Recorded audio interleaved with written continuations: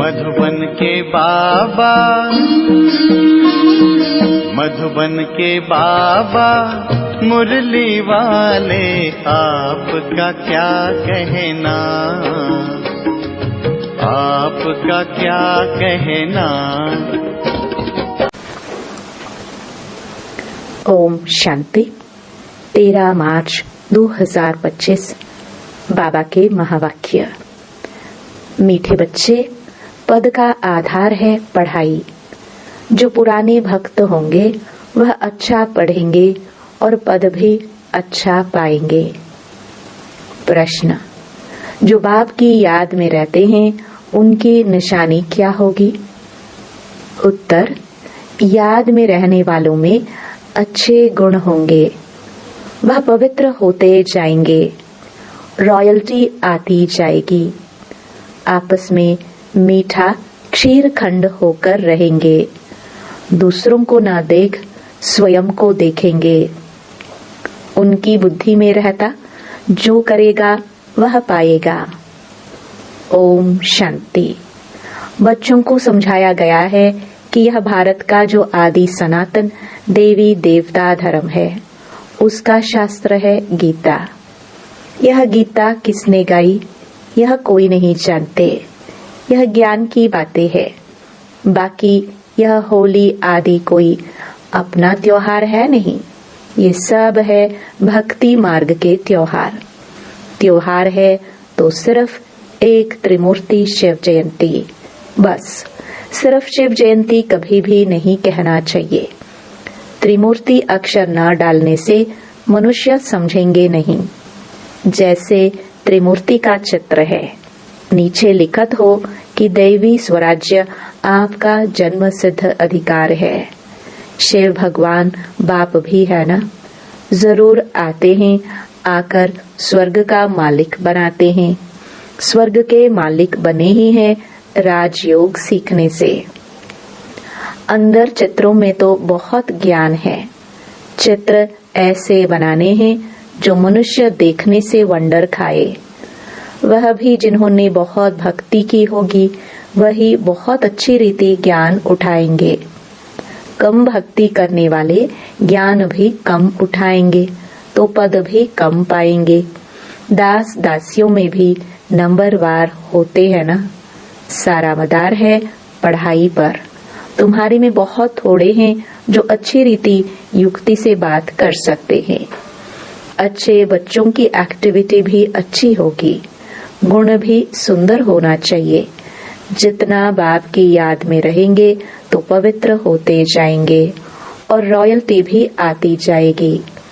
कहाँ कहाँ तो शूद्रों की चलन बड़ी अच्छी होती है और यहाँ ब्राह्मण बच्चों की चलन ऐसी है बात मत पूछो। इसलिए वे लोग भी कहते हैं क्या इनको ईश्वर पढ़ाते हैं? तो बच्चों की ऐसी चलन नहीं होनी चाहिए। बहुत मीठा क्षीर खंड होना चाहिए। जो करेंगे सो पाएंगे, नहीं करेंगे तो नहीं पाएंगे। बाप तो अच्छी रीति समझाते रहते हैं।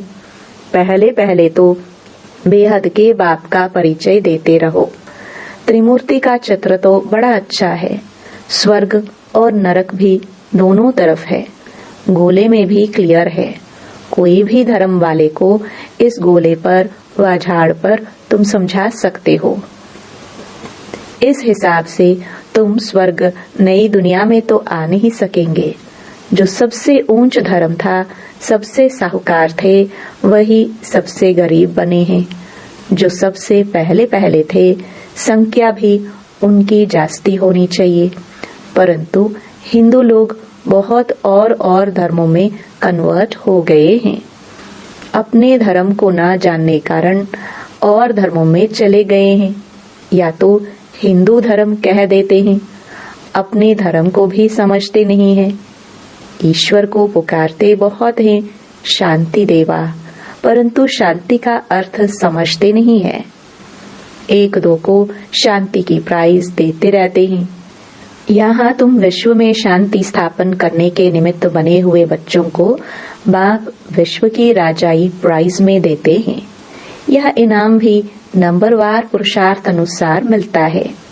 देने वाला है भगवान बाप।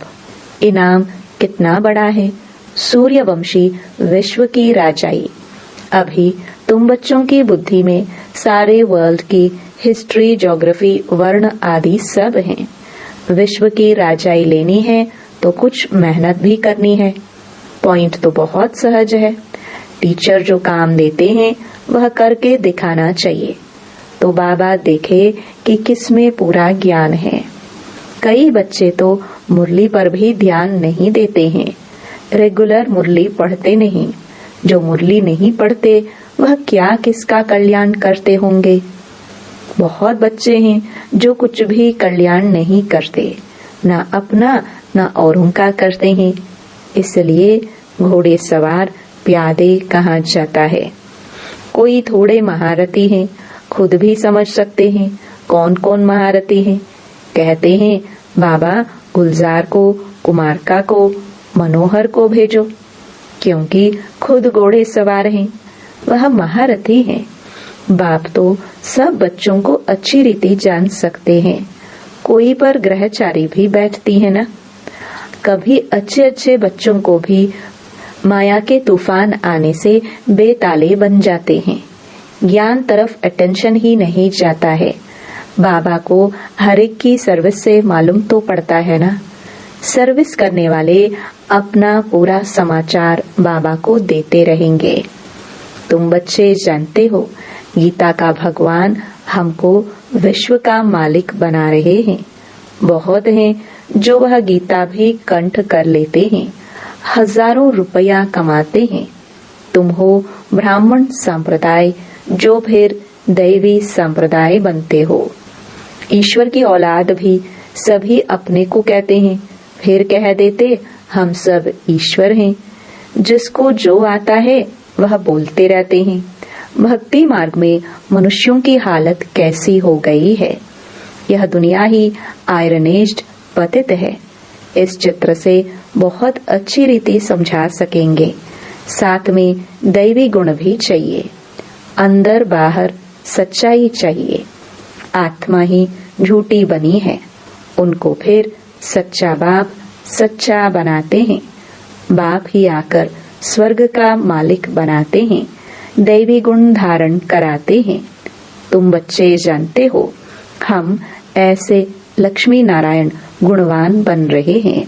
अपनी जांच करते रहो, हमारे में कोई आसुरी गुण तो नहीं है। चलते चलते माया का थप्पड़ ऐसा लगता है जो ढेर हो गिर पड़ते हैं। तुम्हारे लिए यह ज्ञान और विज्ञान ही होली धुरिया है। वे लोग भी होली और धुरिया मनाते हैं, लेकिन उसका अर्थ क्या है यह भी कोई नहीं जानते। वास्तव में यह ज्ञान और विज्ञान है जिससे तुम अपने को बहुत ऊंच बनाते हो। वह तो क्या क्या करते हैं, धूल डालते हैं, क्योंकि यह है रौरव नरक। नई दुनिया की स्थापना और पुरानी दुनिया के विनाश का कर्तव्य चल रहा है। तुम ईश्वरीय संतान को भी माया एकदम गुस्सा ऐसा लगा देती है जो जोर से दुबन में गिर पड़ते हैं। फिर उससे निकलना बड़ा मुश्किल होता है। इसमें फिर आशीर्वाद आदि की कोई बात नहीं रहती। फिर इस तरफ मुश्किल चढ़ सकते हैं, इसलिए बड़ी खबरदारी चाहिए। माया के वार से बचने के लिए कभी देह अभिमान में मत फंसो। सदा खबरदार, सब भाई बहन हैं। बाबा ने जो सिखाया है वही बहनें सिखाती हैं। बलिहारी बाप की है, न कि बहनों की। ब्रह्मा की भी बलिहारी नहीं, यह भी पुरुषार्थ से सीखे हैं। पुरुषार्थ अच्छा किया है, गोया अपना कल्याण किया है। हमको भी सिखलाते हैं तो हम अपना कल्याण करें। आज होली है, अब होली का ज्ञान भी सुनाते रहते हैं। ज्ञान और विज्ञान, पढ़ाई को नॉलेज कहा जाता है। विज्ञान क्या चीज है किसको भी पता नहीं है। विज्ञान है ज्ञान से भी परे। ज्ञान तुमको यहाँ मिलता है जिससे तुम प्रारब्ध पाते हो, बाकी वह है शांति धाम। यहाँ पाठ बजाए थक जाते हैं तो फिर शांति में जाना चाहते हैं। अभी तुम्हारी बुद्धि में यह चक्र का ज्ञान है। अभी हम स्वर्ग में जाएंगे, फिर 84 जन्म लेते नरक में आएंगे, फिर वही हालत होगी। यह चलता ही रहेगा, इनसे कोई छूट नहीं सकते। कोई कहते हैं यह ड्रामा बना ही क्यों? अरे यह तो नई दुनिया और पुरानी दुनिया का खेल है, अनादि बना हुआ है। झाड़ पर समझाना बहुत अच्छा है।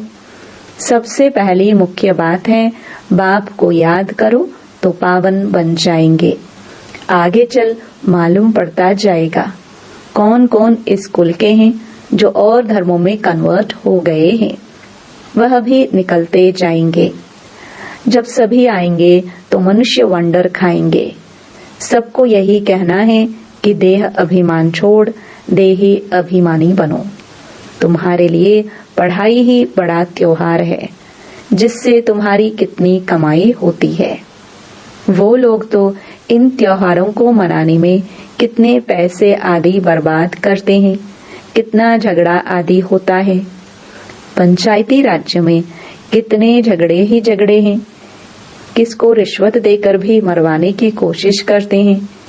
ऐसे बहुत मिसाल होते रहते हैं। बच्चे जानते हैं सतयुग में कोई उपद्रव होती ही नहीं।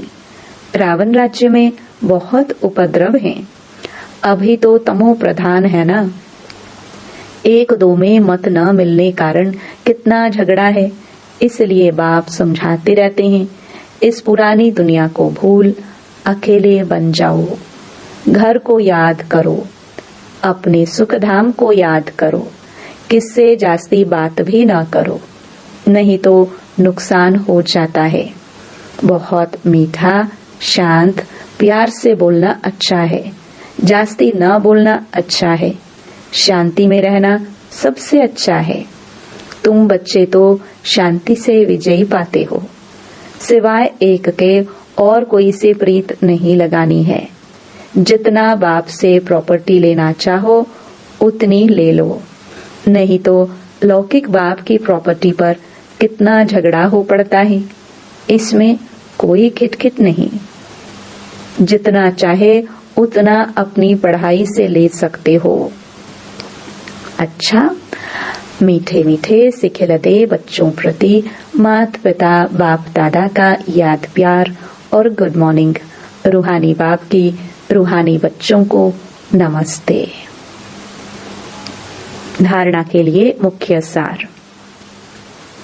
पहला, सच्चा बाप सच्चा बनाने आए हैं, इसलिए सच्चाई से चलना है। अपनी जांच करनी है। हमारे में कोई आसुरी गुण तो नहीं है। हम जास्ती बात तो नहीं करते हैं। बहुत मीठा बन शांति और प्यार से बात करनी है। दूसरा, मुरली पर पूरा ध्यान देना है। रोज मुरली पढ़नी है। अपना और औरों का कल्याण करना है। टीचर जो काम देते हैं वह करके दिखाना है। वरदान। होली शब्द के अर्थ को जीवन में लाकर पुरुषार्थ की स्पीड को तेज करने वाले तीव्र पुरुषार्थी भव। होली अर्थात जो बात हो गई बीत गई उसको बिल्कुल खत्म कर देना। बीती को बीती कर आगे बढ़ना, यही है होली मनाना। बीती हुई बात ऐसे महसूस हो जैसे बहुत पुरानी कोई जन्म की बात है। जब ऐसी स्थिति हो जाती है तब पुरुषार्थ की स्पीड तेज होती है। तो अपनी व दूसरों की बीती हुई बातों को कभी चिंतन में नहीं लाना, चित्त पर नहीं रखना और वर्णन तो कभी नहीं करना। तब ही तीव्र पुरुषार्थी बन सकेंगे। स्लोगन। स्नेह ही सहज याद का साधन है, इसलिए सदा स्नेही रहना और स्नेही बनाना। मातेश्वरी जी के अनमोल महावाक्य। गुप्त बांधेली गोपिकाओं का गायन है। गीत। बिन देखे प्यार करूं, घर बैठे याद करूं। अब यह गीत कोई बांधेली मस्त गोपिका का गाया हुआ है। यह है कल्प कल्प वाला विचित्र खेल। बिन देखे प्यार करते हैं, दुनिया बेचारी क्या जाने। कल्प पहले वाला पाठ हूबहू रिपीट हो रहा है। भल उस गोपी ने घर बार नहीं छोड़ा है, परंतु याद में कर्म बंधन चुकतो कर रही हैं। तो यह कितनी खुशी में झूम झूम कर मस्ती में गा रही है। तो वास्तव में घर छोड़ने की बात नहीं है। घर बैठे बिन देखे उस सुख में रह सर्विस करनी है। कौन सी सेवा करनी है? पवित्र बन पवित्र बनाने की। तुमको तीसरा नेत्र अब मिला है। आदि से लेकर अंत तक बीज और झाड़ का राज तुम्हारी नजरों में है। तो बलिहारी इस जीवन की है। इस नॉलेज द्वारा 21 जन्मों के लिए सौभाग्य बना रहे हैं। इसमें अगर कुछ भी लोक लाज विकारी कुल की मर्यादा है तो वो सर्विस नहीं कर सकेंगे। यह है अपनी कमाई। बहुतों को विचार आता है कि यह ब्रह्मा कुमारियां घर फिटाने आई हैं, परंतु इसमें घर फिटाने की बात नहीं है। घर बैठे पवित्र रहना है और सर्विस करनी है। इसमें कोई कठिनाई नहीं है। पवित्र बनेंगे तब पवित्र दुनिया में चलने के अधिकारी बनेंगे। बाकी जो नहीं चलने वाले हैं वह तो कल्प पहले वाली शत्रुता का पाठ बजाएंगे। इसमें कोई का दोष नहीं है। जैसे हम परमात्मा के कार्य को जानते हैं, वैसे ड्रामा के अंदर हर एक के पाठ को जान चुके हैं, तो इसमें घृणा नहीं आ सकती। ऐसी तीव्र पुरुषार्थी गोपियां रेस कर विजय माला में भी आ सकती हैं। अच्छा, ओम शांति। अव्यक्त इशारे, सत्यता और सभ्यता रूपी कल्चर को अपनाओ। जो भी ज्ञान की गुह्य बातें हैं उसको स्पष्ट करने की विधि आपके पास बहुत अच्छी है और स्पष्टीकरण है। एक एक पॉइंट को लॉजिकल स्पष्ट कर सकते हो। अपनी अथॉरिटी वाले हो। कोई मनोमय व कल्पना की बातें तो है नहीं, यथार्थ हैं। अनुभव है। अनुभव की अथॉरिटी, नॉलेज की अथॉरिटी, सत्यता की अथॉरिटी। कितनी अथॉरिटीज हैं? तो अथॉरिटी और स्नेह दोनों को साथ साथ कार्य में लगाओ। ओम शांति।